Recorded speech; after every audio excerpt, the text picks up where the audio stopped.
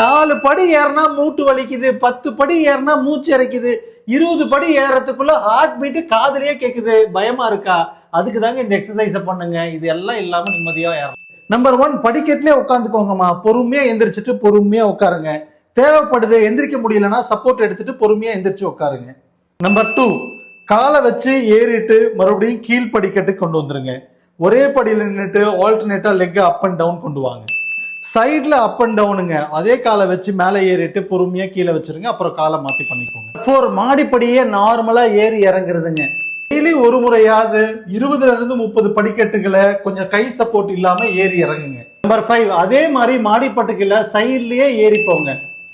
மாடிப்படி ஏறுறப்ப 4 மடங்கு ஃபோர்ஸ் நீ வழியா டிராவல் ஆகுதுன்னு ரிசர்ச் சொல்லுது.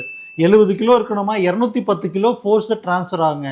இது பண்றது மூலியமா மசிலோட ஸ்ட்ரென்த், போனோட டென்சிட்டி, ஹார்ட் பிளட்டை பம்ப் பண்ற வேகம் அதிகமாகும்.